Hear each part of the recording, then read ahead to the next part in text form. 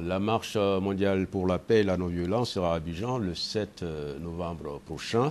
La coordination nationale de ce mouvement qui mobilise des ONG et des personnalités en faveur d'un monde sans guerre est déjà à pied d'œuvre. Des précisions avec Ange Gossé. La marche mondiale pour la paix et la non-violence sera en Côte d'Ivoire le 7 novembre 2009. L'étape abidjanaise de ce vaste mouvement mondial en faveur de la paix est l'œuvre de la coordination nationale du mouvement humaniste dirigée par M. Seri Antoine Jean Bosco. C'est dans ce cadre qu'une conférence a été organisée à l'amphithéâtre Léon Robert de l'université de Cocody.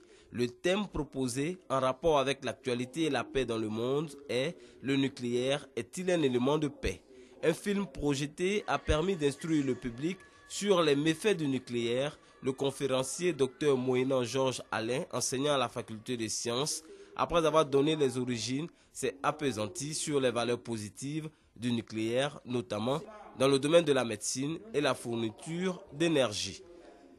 À ce niveau, il a noté l'énorme contribution de l'Agence internationale de l'énergie atomique.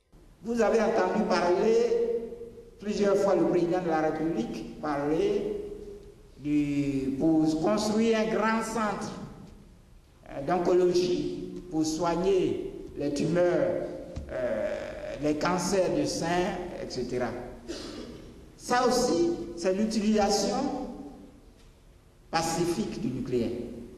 Je peux vous dire ce matin, c'est d'enlever dans votre esprit que le nucléaire, c'est seulement la guerre. Cette conférence a bénéficié de plusieurs contributions, dont celle du professeur Niamé Messou et celle du porte-parole de la Marche mondiale pour la paix et la non-violence, Alain Duc, venu spécialement de France pour cet événement. Une autre conférence sur la présence des forces étrangères dans certains pays sera animée avant l'étape d'Abidjan de la Marche mondiale pour la paix, prévue le 7 novembre. Le ministre de l'Urbanisme